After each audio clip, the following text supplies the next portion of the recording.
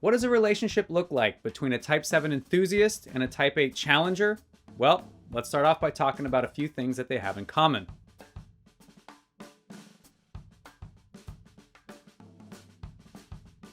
The first thing that you'll usually notice about the Enneagram 7-8 pairing is that they are an incredibly high energy couple. Both 7s and 8s are experience driven people that need to feel like they've attained every bit of their potential for excitement, pleasure, or power. Fun fact, in the early Enneagram days, there was an attempt to match up the 7 deadly sins with each Enneagram type. 7s were matched with gluttony, and 8s were matched with lust. Now, I bring that up not to shame these types, but because I think it's a fascinating connection, which is this deep craving for something more, something intense, something they don't yet have. Those intense desires are what make this couple charge after the things they want. Right now, no delays, no excuses, just go. This charge ahead mindset also makes 7s and 8s incredibly resistant to failure, risk, rejection, shame, or adversity. Now, 7s and 8s are also each other's wing, which makes this couple share a whole slew of preferences and general personality traits. Most notably is this desire to live by the phrase work hard, play hard. Now, 8s definitely lean more towards work hard, while 7s lean more towards play hard, but that's often what makes them balance each other out. They also find a nice balance in their general decision-making style, which is predominantly influenced by logical thought and direct action. If we take a look at their triadic patterns, you'll see that 7s and 8s are a mixture of the head and gut centers, while only the healthiest 7s and 8s learn to integrate the more vulnerable or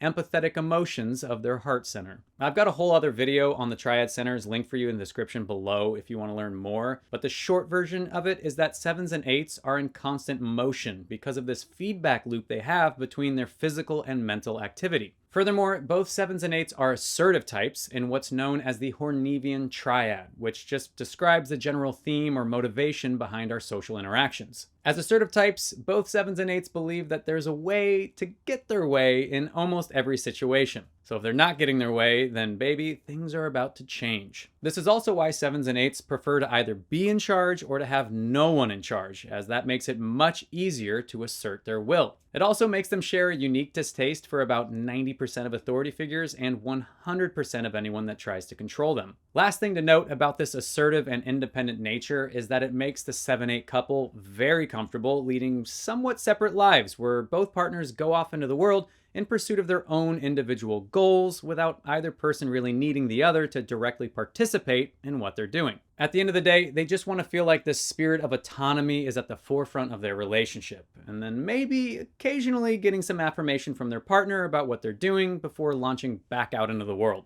All right, those are just a few things that 7s and 8s generally have in common. Time now to look specifically at what attracts the Type 7 enthusiast to the Type 8 challenger and vice versa.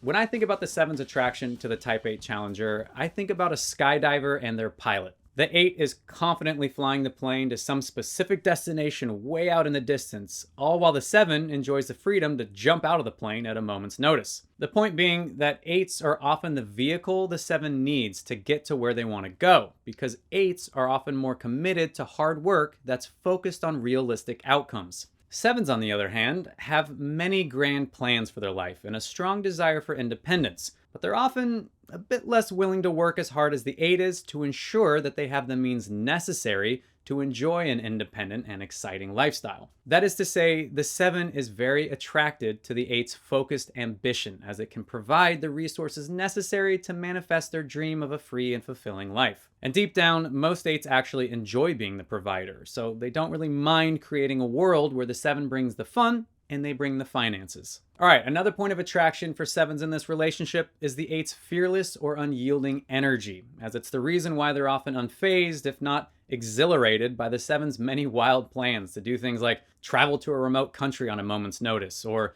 ride motorcycles across South America, or invest in a risky yet potentially lucrative business venture. All these things feed the 8's desire for intensity, which then makes the 7 feel like they've finally found a playmate that can keep up with them. This is huge for 7s in a long-term relationship, because their biggest gripe about their partners often tends to be that they're slowing the 7 down or limiting their potential for new and exciting experiences. Ironically, when it comes to choosing between those many new and exciting experiences, the 8 is usually far better at making a clear, confident decision about the best possible opportunity because they make quick reads from a place of gut instinct rather than the 7's more restless or anxious mind that usually gets clouded by a sense of FOMO. So if the 7 trusts the 8, then they get some major mental relief from the burden of choosing between equally appealing opportunities. Okay, last point of attraction worth noting here is that secure 8s can behave like the loving and far more nurturing type 2 helper. When 8s are functioning in this space, they aim this unique brand of empowered, selfless service at the 7's needs, which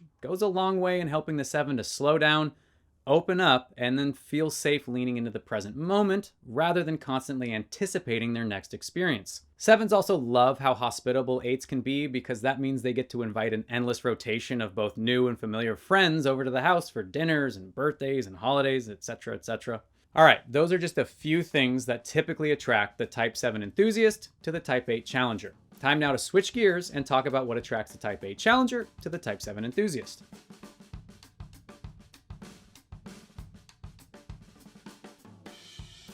8s really only respect people that are capable of imposing their will on their environment, which is why they're naturally attracted to the Type 7 enthusiast who seems to effortlessly pursue and attain so many great opportunities in life. Now, sometimes the 8 can get a little jealous of how easily good things come to the 7, but for the most part, the 8 enjoys having someone so capable and resourceful by their side. Mostly because the 7's quick-thinking mind helps prevent the hard-charging 8 from trying to break through a wall that they could otherwise just walk around. On a similar note of going after what you want in life, 8s love that the 7 isn't willing to take some boring, soul-sucking desk job just to pay their bills, because neither is the 8. 8s feel like they're capable of something more, something greater than just being another cog in the machine, and this perspective is often mirrored by the 7's idealism that then fuels the 8's core desire to live with passion and vitality. However, when the 8's passion gets a little out of hand and they get a little too obsessed with their pursuit of power or wealth, the 7 is great at reminding the 8 not to take themselves so seriously that they stop enjoying the ride. After all, even the most dedicated, hard-nosed 8 still has a little kid inside of them that just needs to come out and play every once in a while. And speaking of playtime with friends, 8s also have a deep appreciation for the 7's ability to cultivate community. Deep down, many 8s just want a loyal crew of friends to do life with, but sparking and nurturing those friendships is a lot easier when you have the engaging enthusiasm of the 7 to draw people in, make them laugh, and lower their guards so that the 8 can then feel safe lowering theirs. All right, another point of attraction for 8s in this relationship is explained by this fascinating connection that 7s and 8s have at the Type 5 investigator. Now, 7s integrate many of the Type 5 traits when they feel secure, whereas 8s integrate many of the Type 5 traits when they feel insecure. These are what's known as their movements of integration and disintegration. This gets pretty nuanced pretty fast, and people have different perspectives about how this theory plays out in real life, but I see it as a shared reaction to go into the mind only after their preferred course of action has proven to be ineffective. Think of it like the mind is their plan B.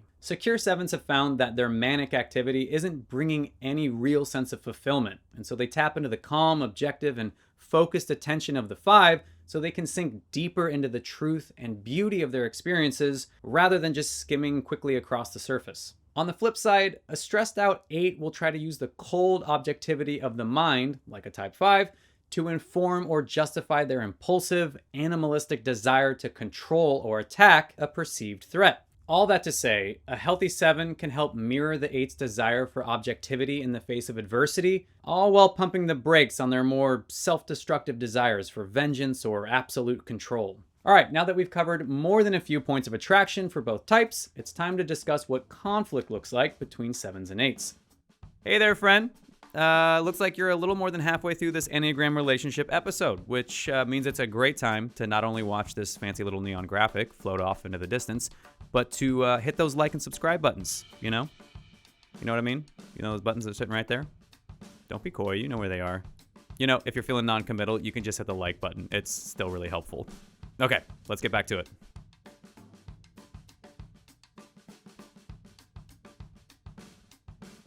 It should come as no surprise to hear that two very assertive, independent, and high energy personality types will have their fair share of conflict. These traits are often why this pairing does better as friends rather than lovers, because things are fine so long as their paths run in parallel to each other, but as soon as they start to cross paths, neither person is wired to take their foot off the gas, and so a massive collision is inevitable. Now, one of the core issues with this couple is what I alluded to at the very beginning of the episode in regard to their triad centers. Both 7s and 8s put the least amount of effort into cultivating their heart center, which symbolizes emotional intimacy, vulnerability, and empathy. That doesn't mean that they can't be extraordinarily loving people, but what it does mean is that your average 7 and 8 much prefer to avoid talking about, much less being affected by, any painful emotion. For 7s, they believe their negative emotions get in the way of a good time and can often make them feel trapped. And for 8s, their emotions subvert their tough image and make them feel exposed to an attack. So in a relationship, when things get tough, no one wants to talk about how they feel. They think, I just gotta do what I gotta do. And man, if they're not in agreement about what needs to be done, then they can have some pretty explosive interactions thanks to all of that unprocessed emotion.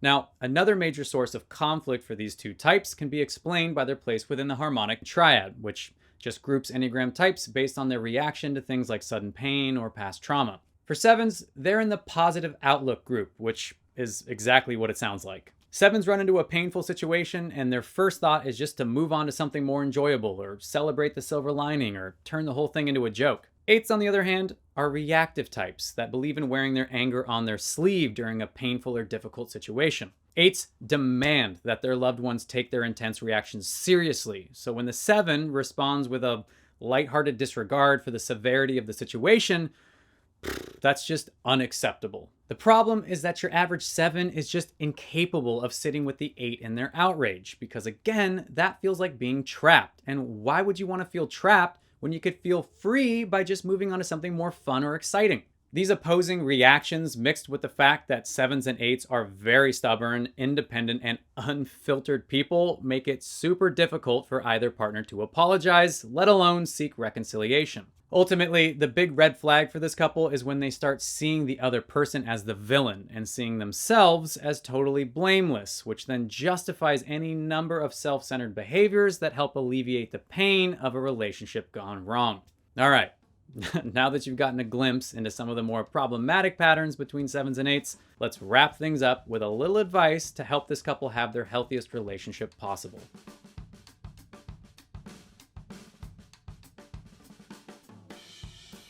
All right, I'm gonna make this a bit more succinct than usual because I know I'm talking to two very self-assured, often impatient types that aren't big on unsolicited advice. I honestly wouldn't be surprised if you just skipped this section entirely, but here goes. First tip is for the 8s out there, and it's to ease up on trying to punish the 7. It may make you feel powerful, but it rarely, if ever, succeeds in making the 7 feel contrite, because 7s have this almost impenetrably high self-image, as their ego is telling them that they're awesome. And anyone who criticizes them is just kind of being an asshole. Now, I'm not saying you should let the 7 get away with murder, but in general, it's just better to focus your energy into learning how to forgive the 7 and embodying compassion like the type 2 helper, as that's really your only hope of melting the 7's ego defense. Now, for 7s, there's one really basic thing you can do to help ease the tension between you and your type 8 partner, and it's to honor your word. 8s are big on doing what you said you would do, but 7s are notoriously shifty because they like to keep their options open.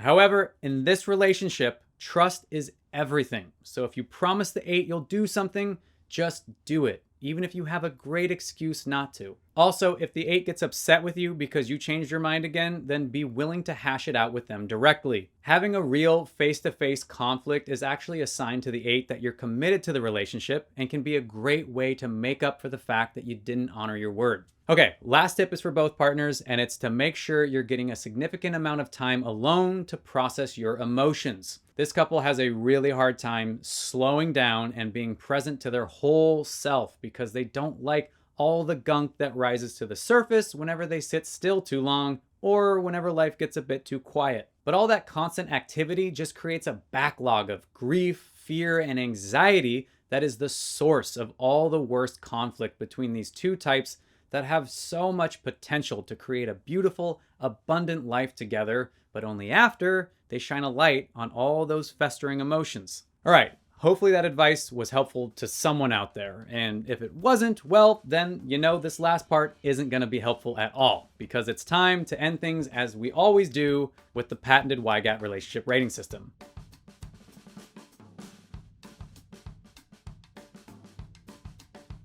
First up on the Wygap relationship rating system is the spice meter, and the 7-8 couple is definitely a high spice pairing with all that energy and assertiveness under one roof. So I'm gonna put them about 2/3 of the way over between medium and muy picante. Next is the power meter, and I'm gonna put the 7-8 couple at the far right side of this meter as well, as the sheer tenacity and fearlessness they bring to life makes them a force to be reckoned with. That leaves us with the fun meter, and you guessed it, they're at the far right side of this meter as well, thanks to the 7's need for excitement and the 8's need for intensity. This couple is likely the most extravagant Enneagram pairing when it comes to having some self-indulgent fun. All right, folks, there you have it. The Type 7 enthusiast with a Type 8 challenger. A couple that is basically redlining life when it comes to spice, power, and fun. Sounds exciting and exhausting. Alrighty, that's a wrap on this Enneagram relationship episode for the Type 7 enthusiast with a Type 8 challenger. If you're getting off here, then I will say thank you so much for watching. I very much hope you enjoyed it, and please hit the like and subscribe buttons on your way out if you wouldn't mind. But hey, if you're sticking around for more Enneagram goodness, then I have got plenty of relationship-themed content for you to choose from right here, as well as some more lighthearted content if you're feeling frisky. Take your pick.